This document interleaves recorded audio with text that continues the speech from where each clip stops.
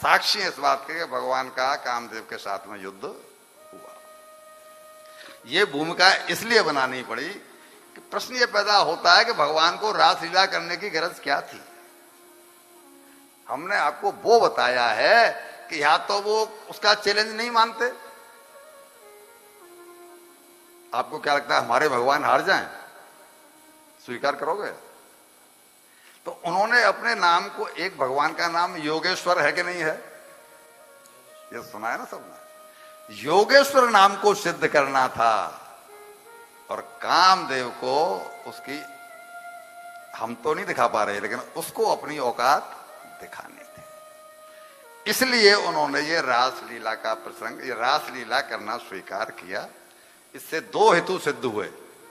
कामदेव का मानवर्धन हुआ और जो कुमारिकाएं थी जिनको पत्नी रूप में भगवान ने स्वीकार किया था उनको स्पर्श सुख भी देना था। जैसा कि मैंने बताया था कि गोपियां शरीर नहीं हैं, वो चिन्मय हैं। भगवान कृष्ण भी चिन्मय हैं। जैसे भगवान कृष्ण सच्चिदानंद हैं उसी तरह गोपियां भी सच्चिदानंदमयी हैं। कारण क्या है, क्यों किया, वो मैंने आपको ही बताया। क्यों बिना इसके बताए समझ में बहुत सी बातें पड़ती नहीं। यह प्रसंग 5 अध्यायों में है। क्योंकि लौकिक दृष्टि से लीला नहीं हुई है इसलिए श्रीधर स्वामी इसको कहते थे गोपियों की चेतन समाधि। एक समाधि कैसी होती है? जो आंख बंद करके होती है। आंख बंद करके समाधि लगाई जाती है कि नहीं? ध्यान लगाने पर आंख बंद करके, वो कहते हैं कि ये गोपियों की खुली आंखों की समाधि है। इसको चेतन समाधि की संज्ञा दी है।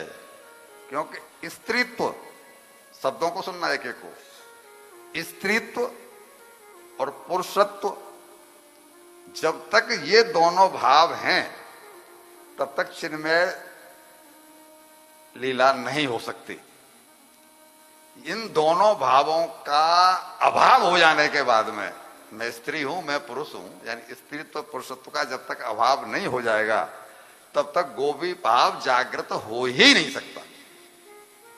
मैंने जो कहा था कि वृंदावन में बहुत सी पुरुष गोपी भाव में रमण करते हैं लेकिन उनको बहुत सम्मान, मतलब वहां के लोग इसलिए नहीं देते क्योंकि गोपी भाव जागृत करने के लिए पुरुषत्व का अभाव होना चाहिए और पुरुषत्व का अभाव अगर नहीं दिखाई पड़ता है तो फिर वो प्रसंग अलग हो जाता है।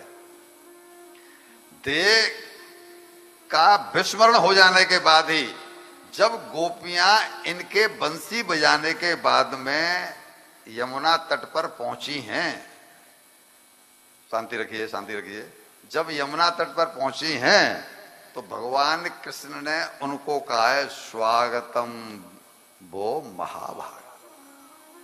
उनको महाभाग, महाभाग का शब्द क्या करोगे? महाभाग का अर्थ क्या लगाओगे? महाभाग, वो भाग्यवान तो सभी होते हैं भगवान का, लेकिन उनको कहा है महाभागा, यानी जो भाग्यवान है उनसे भी उच्च कोट का महाभाग का कहकर श्री कृष्ण ने उनको अपनी बंसरी बजा करके क्लीम मंत्र का राग छिड़ करके बुलाया है। अच्छा, क्लीम मंत्र की एक विशेषता यह है कि वो काम भाव को जगाने वाला है। दूसरी विशेषता यह है कि क्लीम मंत्र जिस समय उन्होंने मुरली में निकला तो जिसको अगर कमला को बुलाना है तो कमला को अपना नाम सुनाई पड़ा, बिमला को बुलाना है तो बिमला को अपना नाम सुनाई पड़ा। अब आप पूछेंगे इस बात का क्या प्रमाण है? प्रमाण यह है कि एक घर में ननद भी रह रही है, सास भी रह रही है, ददिया सास भी रह रही है, लेकिन आवाज कमला को ही क्यों सुनाई पड़ी, सास को क्यों नहीं सुनाई पड़ी? मीन्स भगवान ने जिसको चुना वो पैसा देने के लिए भी चुनता है कि इस व्यक्ति को पैसा दूंगा, ये आदमी इसको समाज के काम में खर्च करेगा, उसके काम में खर्च करेगा। इस आदमी को मैं अगर सम्मान दूंगा तो ये सम्मान दूसरों को भी देगा। इस आदमी को मैं स्वाभिमान दूंगा तो ये दूसरों को भी स्वाभिमानी बनाएगा, ये दूसरों को भिखारी नहीं बनाएगा। भगवान चुनते हैं। भगवान ने देवहूति को अपनी मां बनाने के लिए चुना के नहीं चुना? यशोदा मैया को अपनी मां बनाने के लिए चुना के नहीं चुना?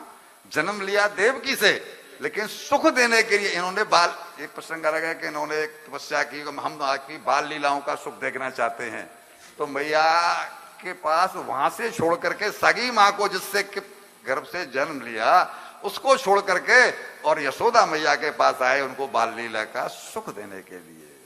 भगवान क्या गिव एंड टेक का फॉर्मूला है, वहां फ्री में कुछ नहीं मिलता।